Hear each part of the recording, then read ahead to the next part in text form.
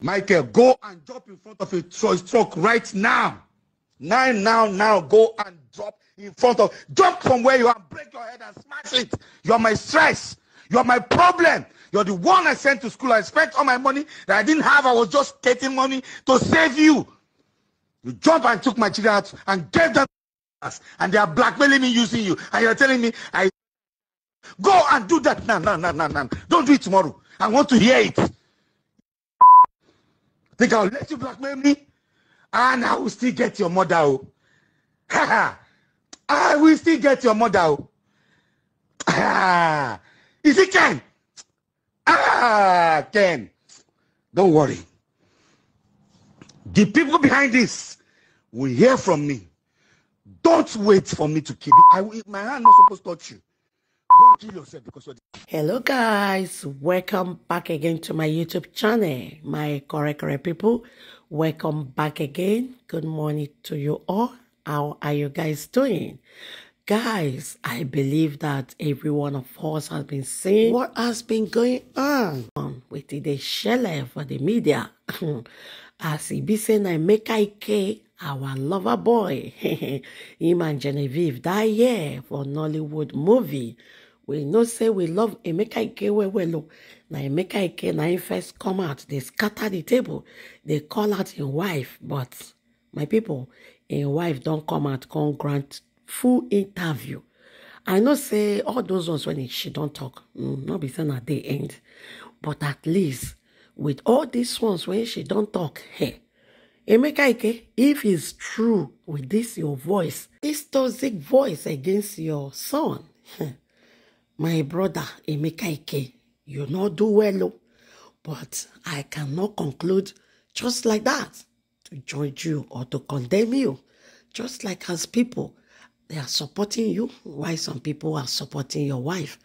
My people, without wasting too much of our time, make I live on and make on watch the video. It's an exclusive. Susan Emma, the wife of famous actor Emeka Ike, is speaking to the press for the first time. Whatever you think of this story, it is going to shock you. It is going to shock you deeply. Thank you so much for joining me. Thank you very much. Yeah, these are not the best of times to be meeting, it seems. So I want to go straight into it, yes. You know, because the internet has been on fire. Yes. Over the past 1 week because of allegations, heavy allegations that your ex-husband made. Before I talk about the issues, where were you when you heard these things?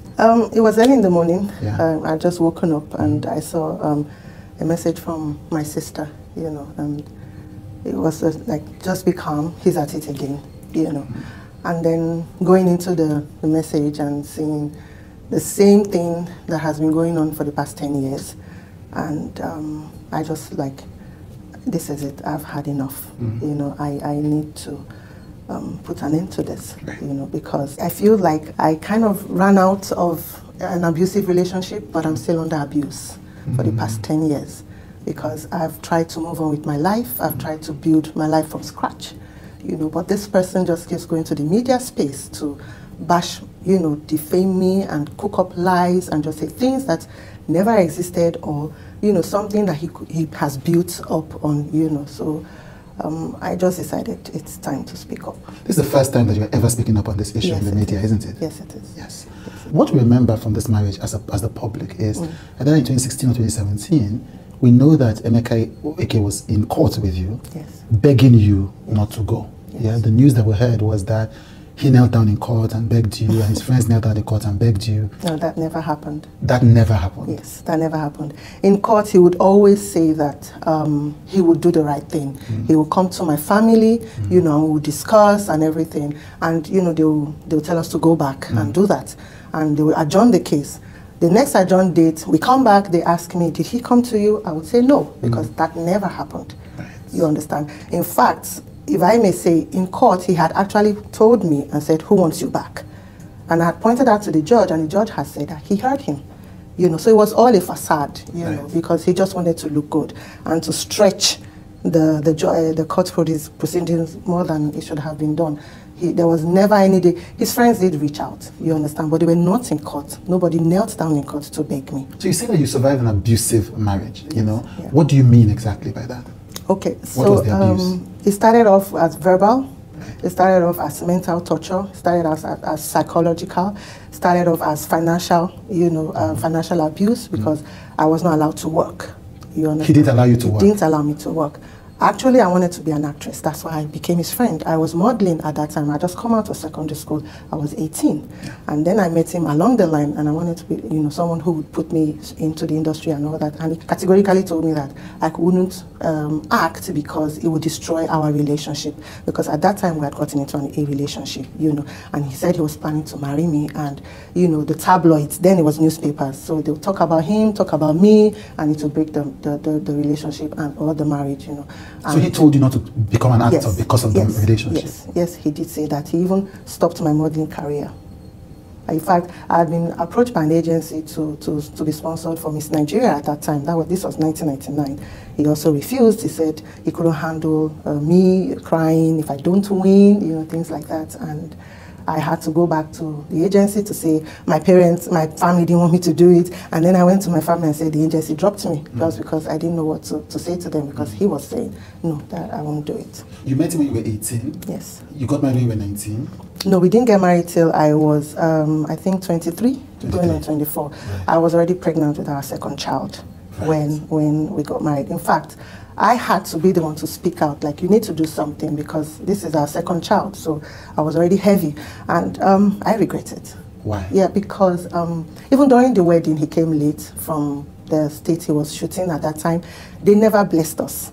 It was his older sister's husband who had stood in, and the wine changing and blessings and all that was done. All through when we had collected the list from my uncle and given to him, and we were preparing on our side, and I was always calling him, oh, are you, in tune with your family on the list to get everything? His family came empty-handed. They didn't bring anything. Even his family would always laugh at me at my back and say I married myself. Wow. It was always a case of, oh, she wants to marry a star and she has to work for it. And I did. I slaved for that family. Everything that they wanted to do, I was a designated driver. Everything that they wanted to do, I was the one who was always doing things for them. I was doing it on my side because of love, because this was my family. As long as, you are my friend or you are my husband's people, you are my family, because my mom was a single parent, you understand. I come from a very humble background, but not that humble, you understand, because my mom strived, she worked hard to take care of her kids, but she protected us. And she brought us in this very close-knit, very loving home that, we grew up in. And so I always felt like every family is like that, you understand. So the question is, somebody would wonder about is, why did you go ahead with the wedding despite all that disrespect? Him waiting for about 5 years into the relationship, his family not paying the bride price, him coming late. Obviously there were signs. Why did you go ahead? I didn't see the signs as signs. You understand? I didn't start, in hindsight, I wouldn't even date him. You understand? But then at that time, he was my first everything, first boyfriend. I just came out of secondary school. I just came out of not knowing, anything. I think it was when I got to be 24 that I started understanding that this is not right. This is not how I should be treated. I now started seeing that, I wouldn't accept some things, that kind of thing. And that's why I said I regretted, even doing that. Yeah. And it was until I was 28, 29, going into my 30s, I started fighting back. Right. And then it now escalated from, verbal and all that, and then it became physical. Right. You understand? And then still, even with that, people would say, oh, it's a man's world, and I didn't think of myself, but until the last time that he did beat me up and I was almost paralyzed, that was when I decided that I need to go. But still, I stayed 2 more years after that, but... He beat you until you were almost paralyzed? Yes, he did. Yes, he did. We had gone out with the kids and we came back, and I was changing my daughter, and he saw, her nappy rash, and it was a bad nappy rash, and he was all over the place, angry and all that she'd been molested. And I said, how? This is nappy rash. And he was going on and shouting, who did I give his daughter to, this and that, and they need to check her and everything. And I tried to calm him down that this is nappy rash. I use Vaseline instead of powder. That's why it's so red, that kind of thing. And he was going on, and I was like, okay. And at that point I was getting upset, like, you can't be doing this. And then I was like, okay, give me money, let me take her to the hospital and let's get her checked. And then he hit me. you know. And at that point, I had like, you know, like, you can't keep beating me up, you know, and I held his hand. And so he just turned me over and hit me, and then he hit me at the back of my neck here, and that was it. I lost sensation to all my body parts. I went down on the floor. I couldn't feel my arms. I couldn't feel anything, and he kept hitting me. He kept hitting me, and I was shouting, Emeka, if you hit me one more time, I would die. I can't feel anything. I was only seeing the stars. So when he hits me, it goes poof, you know, that kind of thing. And that was only what I was seeing. I could talk, I could hear, I could see, but I couldn't feel. This was in front of our kids. This was in front of his PA at that time, Debola. And I was, you know, trying to move my body. My body wasn't moving, you know. So when he realized himself, he got up, he walked out of the house. And I was there for like 10, 15, 20 minutes, I don't know. I was still trying to move my body. And then I felt this sensation all over, like a million pins, you know, poking me, pricking me and everything. And I think the nerves were beginning to connect or something, you know. And then I got up. And that was when I saw the boy, Debola, peeping from the door. I guess I told the boy to come and check if I died. You know, that kind of thing. And then I spoke the boy's name. I said, Debola, and the boy ran out. I think he didn't want to come close so that they don't say he's the one that killed me or something. And then I heard his car drive off. And I picked my children and I ran to a friend's house. He's denying it, but there are people that I run to their houses every time he beats me up. People that I run to their houses in the middle of the night. People that I run to their houses and I collapse. All this happened and they are living witnesses. I have pictures. I presented those pictures during the divorce. I still have those pictures, but I'll only give my evidences in court. Right, so he, wow. For the kids' well-being, you have him have custody of the children, yes. And the court determined that and said you could have access. Yes. So, and my lawyers had advised that it is a high court, because this was customary court, because we were only married traditionally. It was only that traditional marriage that we had. We never did the formal one of going to the registry, because he always has one woman out there who wants to give him American papers or who wants to give him this paper and that paper. But I never consented to it, because I would always say, you go there and you marry these women for papers in front of God and the minister. You're not saying this is fake, this is for paper. So he keeps the children away from you as some kind of punishment after the divorce, yes. And then tells them that you have abandoned them. Yes, yes. When I reconciled with them, I didn't want to come out and say, oh, I'm here to get you, you know, I'm your mom and this and that. I have custody of you, because I was awarded sole custody of the children. Well, I had to build my relationship back with them and let them, know me again. My daughter didn't recognize me. She thought the other lady was her mom, because she was 2 when she was taken away from me. When I had left with my 2 younger kids, because I felt they still needed me. You said this marriage was abusive, almost on the get-go. So you mentioned it was financial abuse, there was verbal abuse, there was emotional abuse. Yes. What do you mean by verbal and emotional abuse? Insults, putting you down every time. So you had a terrible temper? Yes. When I got out and I was in a friend's car, I didn't know I used to sit like this. And that was because of the lashing. I jumped out of a moving vehicle before. I've attempted suicide 3 times. Because of your husband? Yes. He's not saying all these things.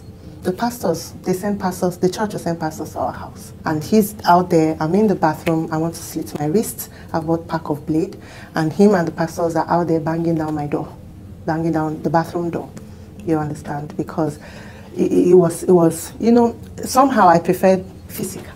I preferred him to beat me than to say things to me. So the words he was saying to you were so horrible that you wanted to take your own life? Yes, he would describe you like you're an imbecile.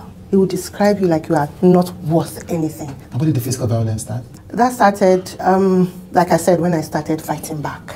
Because, and I think he did feel that I was going wings and I needed to be, clamped down. So that was when it started. There was a time we went to the hospital, my child was sick, and we didn't have money.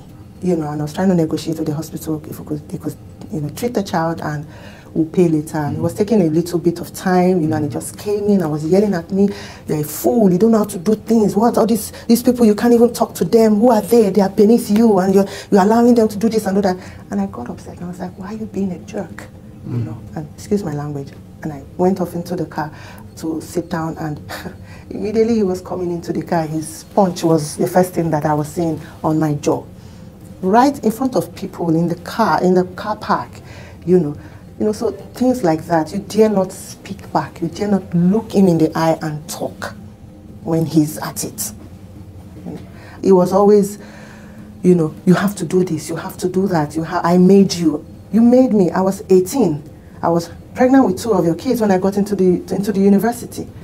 Yeah, I'm grateful for that, you understand, but that didn't mean that I have to be under you. I needed to be somebody of my own. I needed to have my own path in life, but he wouldn't accept anything. He wouldn't accept anything. The house, he said, he's claiming that he built for my mom. He didn't build her any house. My mom's house was built in the 70s. How old was he in the 70s? She was renovating, and she was doing the back, you know. And as a son-in-law, yes, he did give her a gift, you understand, which we're grateful for. You understand, but he never built a house for her. He keeps blowing things out of proportion. You understand?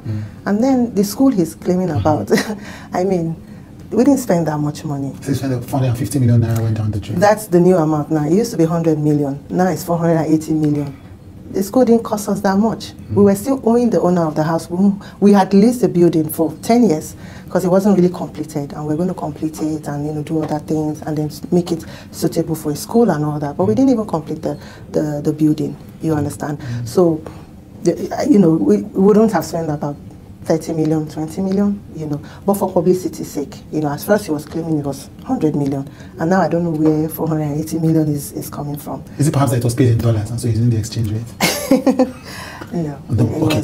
So the school thing, so he says that you took his school. Let's take the allegations one after the other. Okay. He says you took the school from him. Is that true? I left in the middle of the term. Right. I left in October. The school ran till full term, and they were dispersed. I don't know. I was not in the picture. So you don't know what happened to this school? I don't know what happened. I only found out that he didn't resume the school in January, and he had moved with the children to Abuja. Right. So I never knew. I don't know. Then he says that he went to the UK, to the US with a luggage, and by the time he came, you had swept everything clean from him. Okay. So at that time, we didn't have money. Okay. The landlord had kicked us out of the house. The time we were given had come to an end. So we decided to move some things to the school compound because we still had space, you know, we were still building, it's not filled with children and all that, so we had space. So I moved some things into the school compound, and I was living with his mom. I was sleeping on the floor with my kids in his mom's small apartment.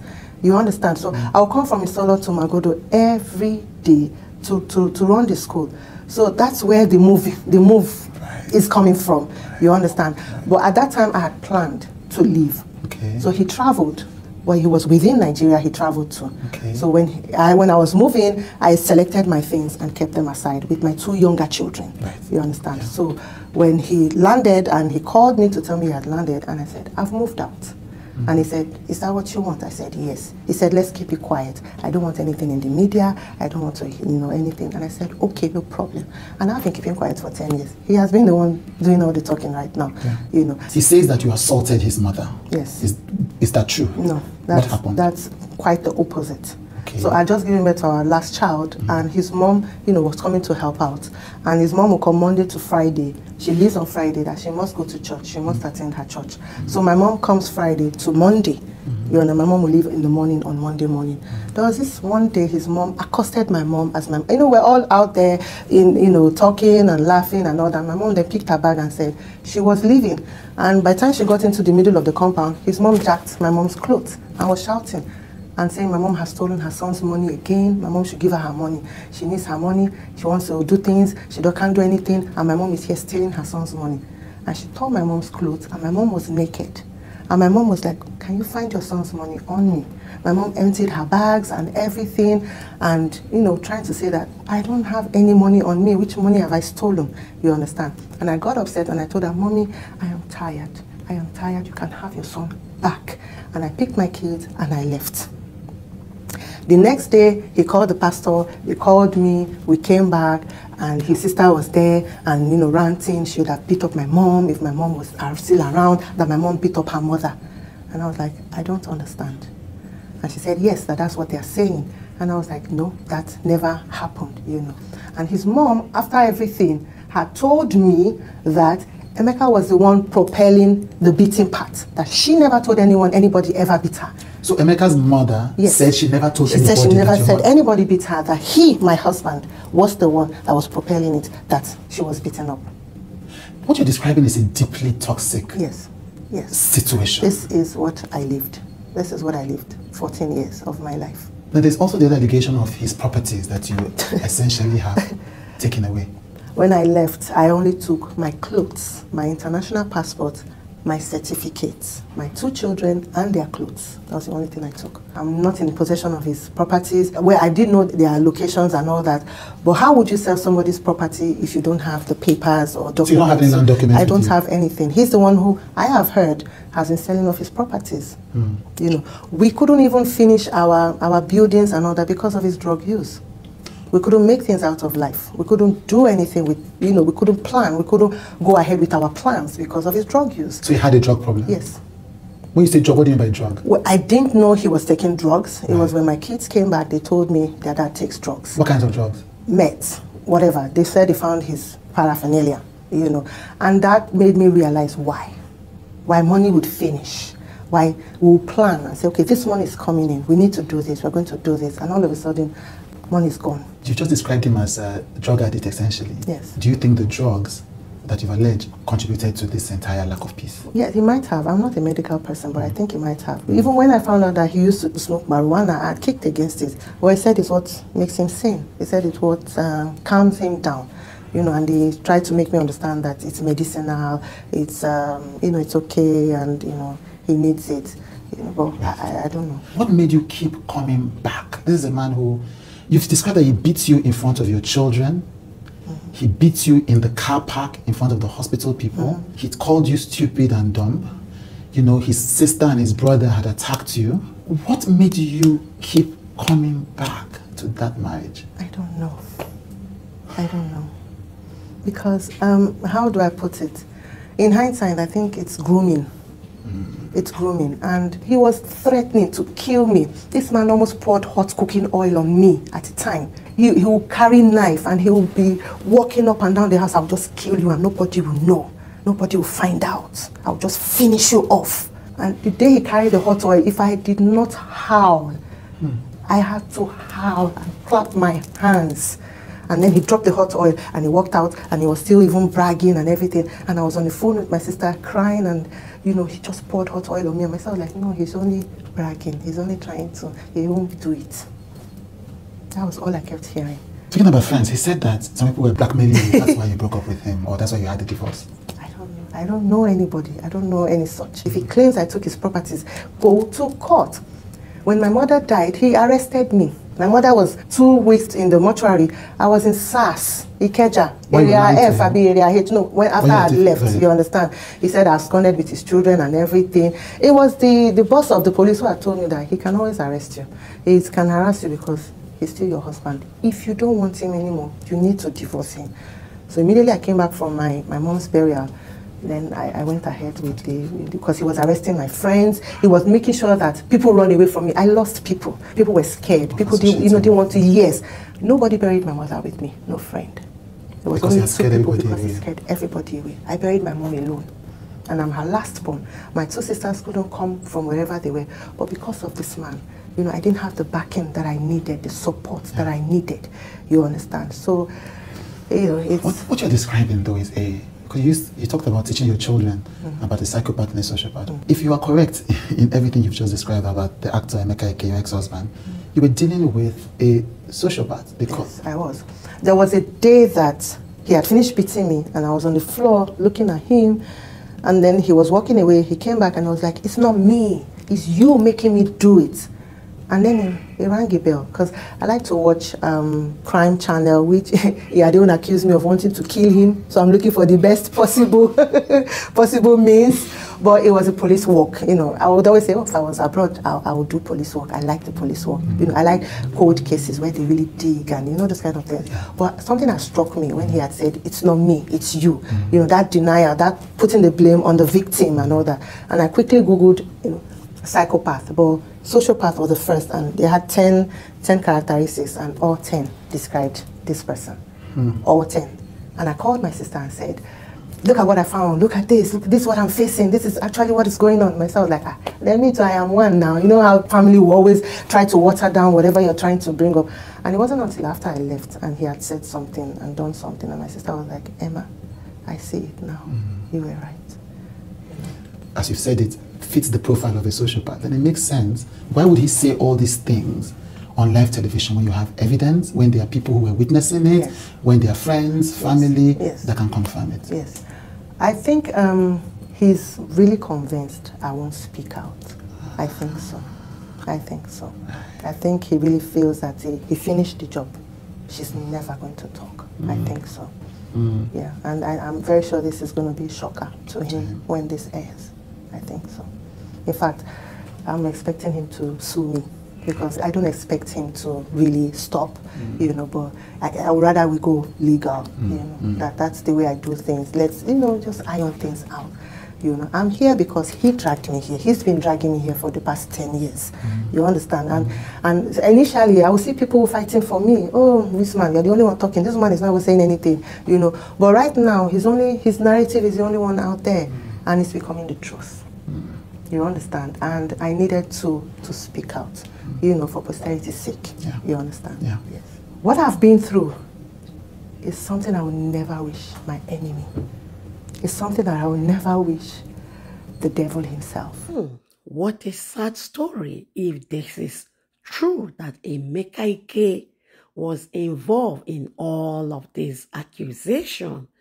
Allegedly, his wife called him out. My people, thank you guys so much for watching. Emeka Ike, the lover boy of Nigeria. This will not be lover boy in Ghana again. That time of Genevieve them, no wonder Genevieve not marry them. Not marry them because it be like some of all this our Nigerian love, all these men. Now only movie they end. And like this, Yole just still run, leave his own wife. This is all Diego. Thank you, my beautiful people, for watching. Bye, guys.